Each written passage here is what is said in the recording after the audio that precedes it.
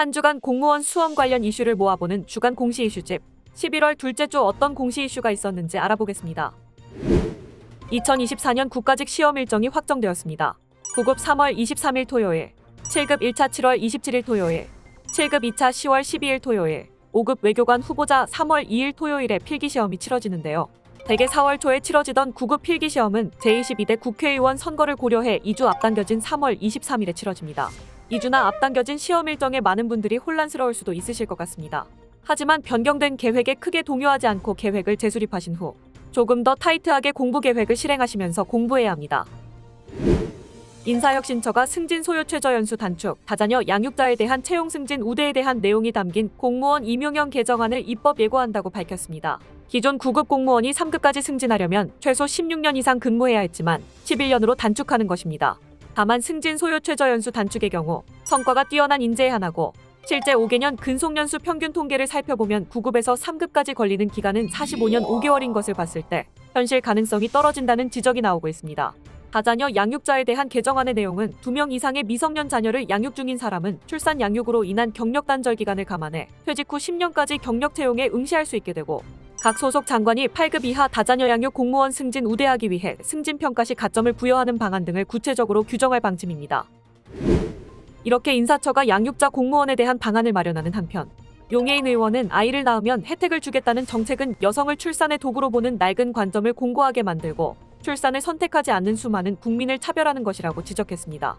조사 결과 실제 지난해 공무원 육아휴직을 사용한 국가공무원은 평균 17.1%, 지방공무원은 29.3%로 나타났기 때문입니다.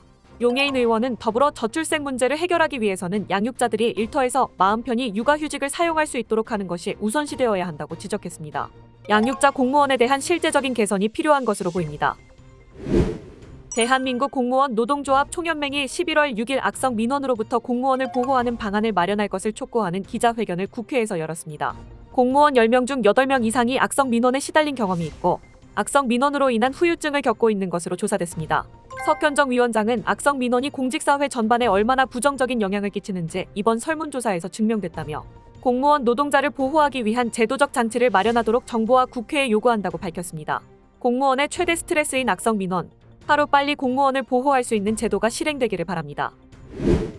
국회 사무처는 오는 2025년부터 입법고시 제2차 시험 선택 과목을 폐지하고 8급 공개 경쟁 채용 시험에 피셋을 도입하는 등 시험제도 변경 사항을 담아 국회 공무원 임용시험 규정을 10월 30일 개정했습니다.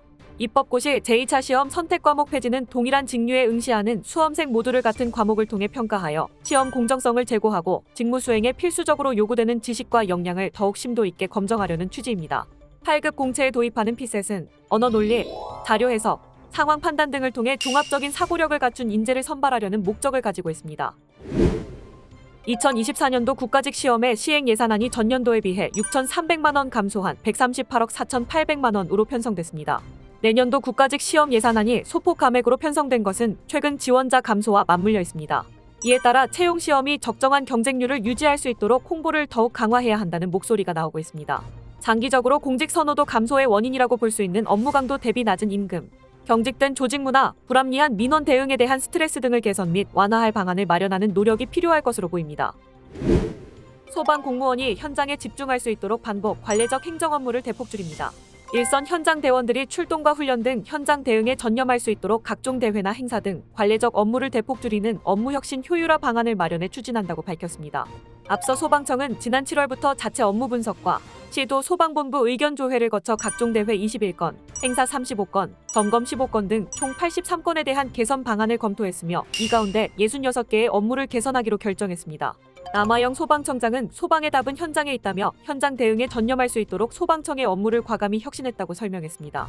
이어 향후에도 일선에 부담을 주는 업무는 지속적으로 개선할 것이며 현장 대원들은 훈련과 출동에 전념할 수 있도록 적극 노력하겠다고 전했습니다. 지금까지 11월 둘째 주 공시 이슈를 살펴보았습니다. 앞으로도 핫한 공무원 이슈를 모아 정확한 정보 전달해드리도록 하겠습니다. 지금까지 주간 공시 이슈집이었습니다.